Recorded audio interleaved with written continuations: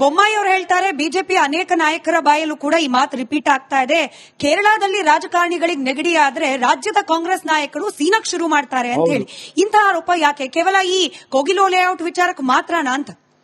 Kogilu layout ವಿಚಾರದಲ್ಲಾಗ್ಲಿ ಎಲ್ಲಾ ವಿಚಾರದಲ್ಲೂ ಕಾಂಗ್ರೆಸ್ ಅವರಿಗೆ ಕೇರಳದಲ್ಲಿ ಹೇಗಾರ ಮಾಡಿ ಅಲ್ಲಿ ಅವ್ರ ಎಂಪಿ ಗೆದ್ದಿರುವಂತವರು, ಅವರ ಪ್ರತಿಪಕ್ಷದ ನಾಯಕರು ಮೊದಲು ಗೆದ್ದಿರು, ಈಗ ಅವ್ರ ಸೋದರಿಯರು ಗೆದ್ದಿದ್ದಾರೆ. ವಯನಾಡಲ್ಲಿ ವಿಶೇಷವಾಗಿ ಅಲ್ಲಿ ಕೇರಳದಲ್ಲಿ ಅವ್ರ ಸರ್ಕಾರ ಇಲ್ವಲ್ಲ, ಅವ್ರ ಸರ್ಕಾರ ಇಲ್ಲದಾಗ ಇಲ್ಲಿಂದ ಕಾಂಪ್ಲಿಮೆಂಟ್ ಮಾಡಬೇಕು, ಬೆಂಬಲ ಕೊಡಬೇಕು, ಇಲ್ಲಿಂದ ಏನೇನು ಸಹಕಾರ ಕೊಡಬೇಕು ಕೊಡುವಂತದ್ದು ಮಾಡ್ತಿದ್ದಾರೆ. ಮತ್ತು ಹೇಗೋ ಅರ್ಜೆಂಟ್ ಅಲ್ಲಿ ಇದ್ದಾರೆ ಕೆ.ಸಿ. ವೇಣುಗೋಪಾಲ್ ಅವರು, ಹೇಗಾರ ಮಾಡಿ ಕೇರಳ ರಾಜ್ಯದ ಮುಖ್ಯಮಂತ್ರಿ ಆಗಬೇಕು ಅಂತ ಅದಾಗ್ಲಿಕ್ಕೆ ಕೊಟ್ಟಿದ್ದಾರೆ. ಅದಕ್ಕೋಸ್ಕರ ಇಲ್ಲಿ ಕಾನೂನ ಗಾಳಿಗೆ ತೂರಿ ನಾವು ಹೌಸಿಂಗ್ ಬೋರ್ಡ್ನ ಅಲ್ಲಿರುವಂತ ಕಮಿಷನರ್ನ ಪ್ರಶ್ನೆ ಮಾಡಿದ್ವು, ನೀವು ಕೊಡ್ಲಿಕ್ಕೆ ಆಗುತ್ತಪ್ಪ ಅಂತ ಕೇಳಿದ್ರೆ ಈ ಕಾನೂನಲ್ಲಿ ಕೊಡ್ಲಿಕ್ಕೆ ಆಗಲ್ಲ ಅಂತ ಹೇಳಿದ್ದಾರೆ. ಮಾಧ್ಯಮದ ಮುಂದೆನೆ ಕೇಳಿದೀವಿ, ಈ ಕಾನೂನಲ್ಲಿ ಅವಕಾಶ ಇದೆಯಾ ಇವ್ರು ಕೊಡ್ಲಿಕ್ಕೆ?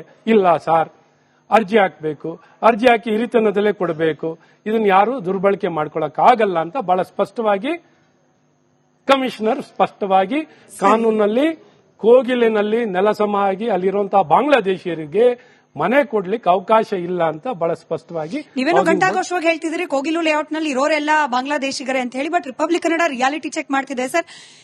ಇನ್ಫ್ಯಾಕ್ಟ್ ಥಣಿಸಂದ್ರದಲ್ಲೂ ಕೂಡ ಮನೆಗಳನ್ನ ನೆಲಸಮ ಮಾಡಲಾಯಿತು. ಎರಡೂ ಕಡೆಗಳಲ್ಲಿ ಜನ ಏನ್ ಹೇಳ್ತಿದ್ದಾರೆ, ಅದರಲ್ಲೂ ಮುಸ್ಲಿಂ ಸಮುದಾಯದ ವೋಟರ್ಸ್ ಏನ್ ಹೇಳ್ತಾ ಇದ್ದಾರೆ, ಮುಂದಿನ ಸತಿ ತಿಪ್ಪರ್ಲಾಗ ಹಾಕಿದ್ರು ಕೂಡ ಕಾಂಗ್ರೆಸ್ ನಾವು ವೋಟ್ ಹಾಕೋದಿಲ್ಲ ಅಂತ ಹೇಳಿ.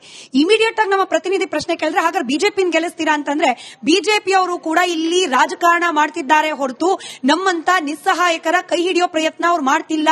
ಅಲ್ಲಿಗೆ ಅವ್ರಿಗೆ ಕಾಂಗ್ರೆಸ್ ಬೇಡ, ಬಿಜೆಪಿನೂ ಬೇಡ, ಆ ಪರಿಸ್ಥಿತಿಗೆ ಬಂದಿದ್ದಾರೆ ಈ ರಾಜ್ಯದ ವೋಟರ್ಸ್. ಅವರು ಬಾಂಗ್ಲಾದೇಶಿಗರಲ್ಲ, ನಮ್ಮ ರಾಜ್ಯದ ವೋಟರ್ಸ್. ನೀವು ನೋಡಿ ಸ್ಮಿತಾ ಅವರೇ, 38 ಲಕ್ಷ ಜನ ದುಡ್ಡು ಕಟ್ಟಿ ಅರ್ಜಿ ಹಾಕ್ತವ್ರಿಗೆ ನ್ಯಾಯ ಕೊಡಬೇಕಾ, ಏನು ನುಸುಳಿಗೋರರಿಗೆ ಕೊಡಬೇಕಾ, ಇಲ್ಲಿಗಲ್ ಮೈಗ್ರೆಂಟ್ಸ್ ಕೊಡಬೇಕಾ, ಬಾಂಗ್ಲಾದೇಶಿಯರಿಗೆ ಕೊಡಬೇಕಾ? ಇಲ್ಲಿ ನ್ಯಾಯಯುತವಾಗಿ ದುಡ್ಡನ್ನು ಕೊಟ್ಟು 2017ರಲ್ಲಿ ಪ್ರಾರಂಭ ಆಗಿರೋ ಯೋಜನೆ ಇದು. ಯಾವ ಪ್ರಾರಂಭ ಆಗಿರೋದು? 2017 ಆದರೂ ಈಗ ಹ್ಯಾಂಡ್ ಓವರ್ ಆಗಿರುವಂತ ಮನೆಗಳು 2,500 ಮನೆ ಹ್ಯಾಂಡ್ ಓವರ್ ಆಗಿರೋದು. ಅರ್ಜಿಗಳು ಹಾಕಿರೋದು ಎಷ್ಟು? ಬೆಂಗಳೂರಿನಲ್ಲೇ 65,000 ಅರ್ಜಿ ಹಾಕಿರೋದು. ಸೊ ಈ ಪರಿಸ್ಥಿತಿಯಲ್ಲಿ ಈ ಸರ್ಕಾರ ದುಡ್ಡು ಕೊಟ್ಟು ಮನೆ ತಗೊಳ್ಳೋರ್ಗು ಅವಕಾಶ ಮಾಡಿಕೊಡ್ದೇನೆ ಬಡವರು ಎಲ್ಲಿಗೆ ಹೋಗ್ಬೇಕು? ಈ ಸರ್ಕಾರ ನ್ಯಾಯಯುತವಾಗಿ ನ್ಯಾಯವನ್ನು ಗೌರವಿಸಬೇಕಾ, ಕಾನೂನನ್ನ ಅಗೌರವಿಸಿ ಅಕ್ರಮವನ್ನು ಮಾಡಿರುವಂತ, ಇವತ್ತು ಬಿಡಿಎ ಲೇಔಟ್ಗಳಲ್ಲಿ ಅಕ್ರಮ ಮಾಡಿದ್ರು, ಮೊನ್ನೆ ಅದೇ ಬ್ಯಾಟರಾಯನಪುರದಲ್ಲಿ ತೆರವುಗೊಳಿಸಿದ್ರು, ಅವ್ರಿಗೆ ಯಾಕೆ ಮನೆ ಕೊಡಲ್ಲ? ಈ ರೀತಿ ಅಕ್ರಮವಾಗಿ ಮನೆ ಕಟ್ಟಿದಾರಲ್ಲ, ಎಲ್ಲಾ ಕಡೆ ಕಟ್ತಾ ಇದಾರಲ್ಲ, ಅವ್ರಿಗೂ ಎಲ್ಲ ಮನೆ ಕೊಡಿ. ಇವತ್ತು ಕೆರೆನಲ್ಲಿ ತೆರವುಗೊಳಿಸಿದ್ರಲ್ಲ, ಕೆರೆಗಳಲ್ಲಿ ಹಲವಾರು ಕೆರೆಗಳಲ್ಲಿ ತೆರವುಗೊಳಿಸಿದ್ರು, ಅವ್ರಿಗೆಲ್ಲ ಯಾಕೆ ಮನೆ ಕೊಟ್ಟಿಲ್ಲ? ಇನ್ನ ಅವ್ರೇನ್ ಮನುಷ್ಯರಲ್ವಾ ಇವ್ರಿಗೆ?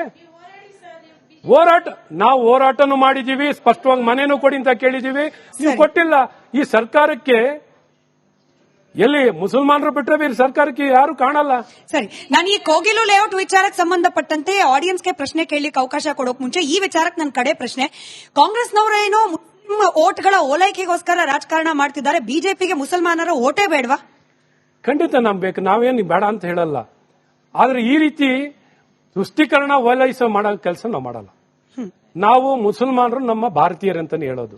ಆದ್ರೆ ಓಲೈಸುವಂತರು ಓಲೈಕ ರಾಜಕಾರಣವನ್ನ ಖಂಡಿಸ್ತೀವಿ. ಏನ್ ಅಪೀಸ್ಮೆಂಟ್ ಪೊಲಿಟಿಕ್ಸ್ ನಾವು ಎಗನೆಸ್ಟ್ ಆಗಿದ್ದೀವಿ. ನಮ್ಮ ಅಪೀಸ್ಮೆಂಟ್ ಪರವಾಗಿಲ್ಲ, ಡಿವಿಸಿವ್ ಪೊಲಿಟಿಕ್ಸ್ ಪರವಾಗಿಲ್ಲ, ವೋಟ್ ಬ್ಯಾಂಕ್ ಪೊಲಿಟಿಕ್ಸ್ ಗೆ ಸಂಪೂರ್ಣವಾಗಿ ವಿರೋಧಿಸ್ತೀವಿ. ಈ ರೀತಿ ಕಾನೂನನ್ನ ದುರ್ಬಳಕೆ ಮಾಡಲಿಕ್ಕೆ ವಿರೋಧಿಸ್ತೀವಿ.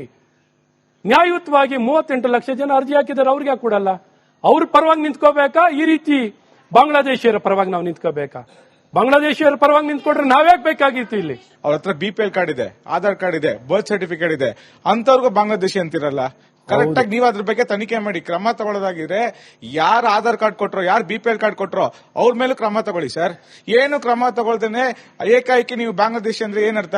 ನಮ್ಮ ಸರ್ಕಾರ ಈಗ 10 ವರ್ಷದಲ್ಲಿ ಬಂದಿರುವಂತದ್ದು, ಕೇಂದ್ರದಲ್ಲಿ 11 ವರ್ಷದಲ್ಲಿ, 60 ವರ್ಷ ಕಾಲ ಅಧಿಕಾರದಲ್ಲಿದ್ದಾಗ ಕಾಂಗ್ರೆಸ್ ಅವ್ರ ಕಾಲದಲ್ಲಿ ಈ ರೀತಿ ನುಸುಳಿಗೋರರು, ಇಲ್ಲಿಗಲ್ ಇಮಿಗ್ರೆಂಟ್ಸ್ ಸರ್, ಹಾಗಾದ್ರೆ ಕೇಂದ್ರ ಸರ್ಕಾರ ಸಂಪೂರ್ಣವಾಗಿ ವಿಫಲ ಆಗಿದೆ ಅಂತ ನೇರವಾಗಿ ಒಪ್ಕೊಂಡಂಗಾಯ್ತು.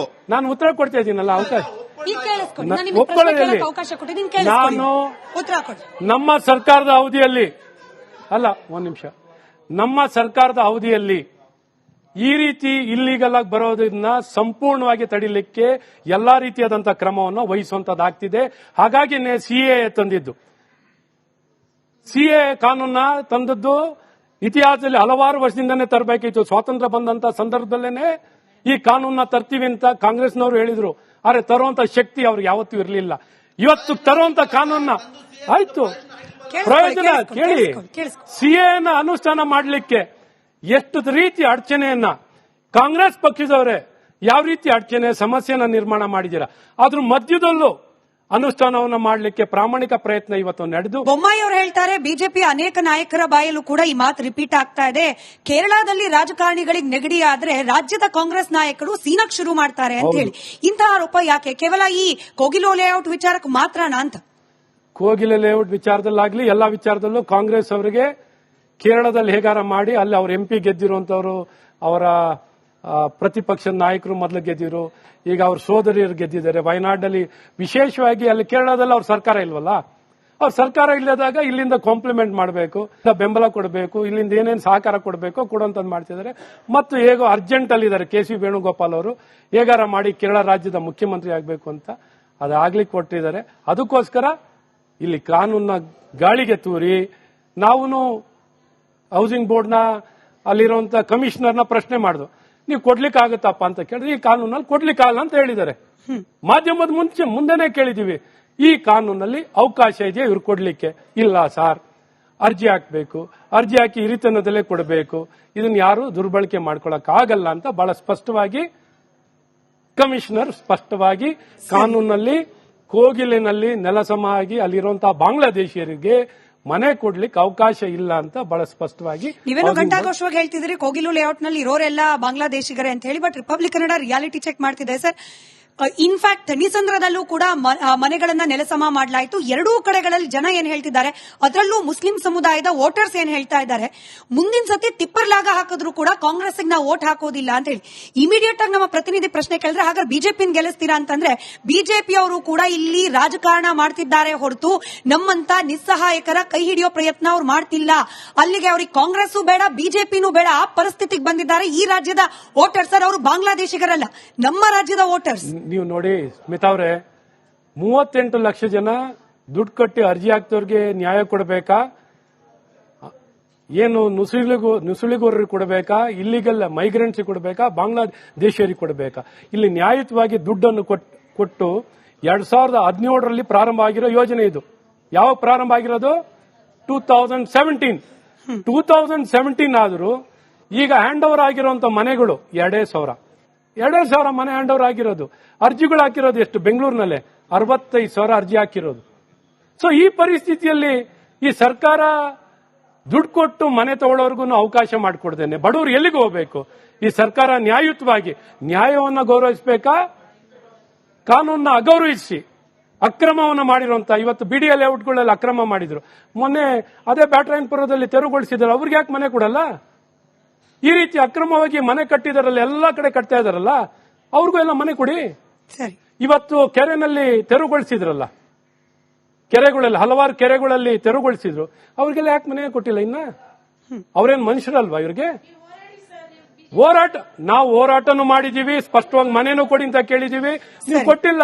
ಈ ಸರ್ಕಾರಕ್ಕೆ ಎಲ್ಲಿ ಮುಸಲ್ಮಾನರು ಬಿಟ್ಟರೆ ಬೇರೆ ಸರ್ಕಾರಕ್ಕೆ ಯಾರು ಕಾಣಲ್ಲ. ಸರಿ, ನಾನು ಈ ಕೋಗಿಲು ಲೇಔಟ್ ವಿಚಾರಕ್ಕೆ ಸಂಬಂಧಪಟ್ಟಂತೆ ಆಡಿಯನ್ಸ್ಗೆ ಪ್ರಶ್ನೆ ಕೇಳಲಿಕ್ಕೆ ಅವಕಾಶ ಕೊಡೋಕ್ ಮುಂಚೆ ಈ ವಿಚಾರಕ್ಕೆ ನನ್ನ ಕಡೆ ಪ್ರಶ್ನೆ.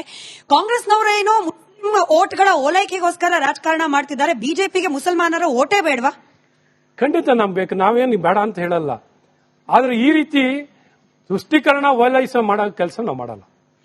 ನಾವು ಮುಸಲ್ಮಾನರು ನಮ್ಮ ಭಾರತೀಯರಂತಾನೆ ಹೇಳೋದು. ಆದ್ರೆ ಓಲೈಸುವಂತರು ಓಲೈಕ ರಾಜಕಾರಣವನ್ನ ಖಂಡಿಸ್ತೀವಿ. ಏನ್ ಅಪೀಸ್ಮೆಂಟ್ ಪೊಲಿಟಿಕ್ಸ್ ನಾವು ಎಗನೆಸ್ಟ್ ಆಗಿದ್ದೀವಿ. ನಮ್ಮ ಅಪೀಸ್ಮೆಂಟ್ ಪರವಾಗಿಲ್ಲ, ಡಿವಿಸಿವ್ ಪೊಲಿಟಿಕ್ಸ್ ಪರವಾಗಿಲ್ಲ, ವೋಟ್ ಬ್ಯಾಂಕ್ ಪೊಲಿಟಿಕ್ಸ್ ಗೆ ಸಂಪೂರ್ಣವಾಗಿ ವಿರೋಧಿಸ್ತೀವಿ. ಈ ರೀತಿ ಕಾನೂನನ್ನ ದುರ್ಬಳಕೆ ಮಾಡಲಿಕ್ಕೆ ವಿರೋಧಿಸ್ತೀವಿ.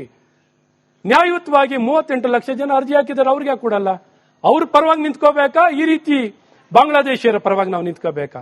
ಬಾಂಗ್ಲಾದೇಶಿಯರ ಪರವಾಗಿ ನಿಂತ್ಕೊಂಡ್ರೆ ನಾವ್ಯಾಕೆ ಬೇಕಾಗಿತ್ತು? ಇಲ್ಲಿ ಅವ್ರ ಹತ್ರ BPL ಕಾರ್ಡ್ ಇದೆ, ಆಧಾರ್ ಕಾರ್ಡ್ ಇದೆ, ಬರ್ತ್ ಸರ್ಟಿಫಿಕೇಟ್ ಇದೆ, ಅಂತವ್ರಿಗೂ ಬಾಂಗ್ಲಾದೇಶಿ ಅಂತಿರಲ್ಲ.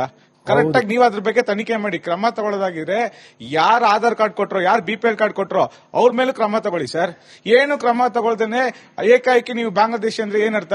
ನಮ್ಮ ಸರ್ಕಾರ ಈಗ 10 ವರ್ಷದಲ್ಲಿ ಬಂದಿರುವಂತದ್ದು, ಕೇಂದ್ರದಲ್ಲಿ 11 ವರ್ಷದಲ್ಲಿ. 60 ವರ್ಷ ಕಾಲ ಅಧಿಕಾರದಲ್ಲಿದ್ದಾಗ ಕಾಂಗ್ರೆಸ್ ಅವ್ರ ಕಾಲದಲ್ಲಿ ಈ ರೀತಿ ನುಸುಳುಗೋರರು, ಇಲ್ಲಿಗಲ್ ಇಮಿಗ್ರೆಂಟ್ಸ್ ಸರ್, ಹಾಗಾದ್ರೆ ಕೇಂದ್ರ ಸರ್ಕಾರ ಸಂಪೂರ್ಣವಾಗಿ ವಿಫಲ ಆಗಿದೆ ಅಂತ ನೇರವಾಗಿ ಒಪ್ಕೊಂಡಂಗಾಯ್ತು. ನಾನು ಉತ್ತರ ಕೊಡ್ತಾ ಇದ್ದೀನಲ್ಲ, ಈಗ ಕೇಳಿಸ್ಕೊಳ್ಳಿ. ನಾನು ನಿಮಗೆ ಪ್ರಶ್ನೆ ಒಪ್ಕೊಳ್ಳೋದಲ್ಲಿ ಕೇಳಕ್ಕೆ ಅವಕಾಶ ಕೊಟ್ಟಿದ್ದೀನಿ, ಕೇಳಿಸ್ಕೊಳ್ಳಿ. ನಾನು ಉತ್ತರ ಕೊಡಿ. ನಮ್ಮ ಸರ್ಕಾರದ ಅವಧಿಯಲ್ಲಿ ಅಲ್ಲ, ಒಂದ್ ನಿಮಿಷ, ನಮ್ಮ ಸರ್ಕಾರದ ಅವಧಿಯಲ್ಲಿ ಈ ರೀತಿ ಇಲ್ಲಿಗಲ್ ಆಗಿ ಬರೋದನ್ನ ಸಂಪೂರ್ಣವಾಗಿ ತಡಿಲಿಕ್ಕೆ ಎಲ್ಲಾ ರೀತಿಯಾದಂತಹ ಕ್ರಮವನ್ನು ವಹಿಸುವಂತದ್ದಾಗ್ತಿದೆ. ಹಾಗಾಗಿ CAA ತಂದಿದ್ದು, CAA ಕಾನೂನ ತಂದದ್ದು ಇತಿಹಾಸದಲ್ಲಿ ಹಲವಾರು ವರ್ಷದಿಂದನೇ ತರಬೇಕಿತ್ತು. ಸ್ವಾತಂತ್ರ್ಯ ಬಂದಂತ ಸಂದರ್ಭದಲ್ಲೇನೆ ಈ ಕಾನೂನ ತರ್ತೀವಿ ಅಂತ ಕಾಂಗ್ರೆಸ್ನವರು ಹೇಳಿದ್ರು. ಆದ್ರೆ ತರುವಂತ ಶಕ್ತಿ ಅವ್ರಿಗೆ ಯಾವತ್ತೂ ಇರಲಿಲ್ಲ. ಇವತ್ತು ತರುವಂತ ಕಾನೂನ ಆಯ್ತು, ಪ್ರಯೋಜನ ಕೇಳಿ. CAA ಅನುಷ್ಠಾನ ಮಾಡಲಿಕ್ಕೆ ಎಷ್ಟು ರೀತಿ ಅಡಚಣೆಯನ್ನ ಕಾಂಗ್ರೆಸ್ ಪಕ್ಷದವರೇ ಯಾವ ರೀತಿ ಅಡಚಣೆ ಸಮಸ್ಯೆನ ನಿರ್ಮಾಣ ಮಾಡಿದ್ದೀರಾ, ಅದ್ರ ಮಧ್ಯದಲ್ಲೂ ಅನುಷ್ಠಾನವನ್ನು ಮಾಡಲಿಕ್ಕೆ ಪ್ರಾಮಾಣಿಕ ಪ್ರಯತ್ನ ಇವತ್ತು ನಡೆದು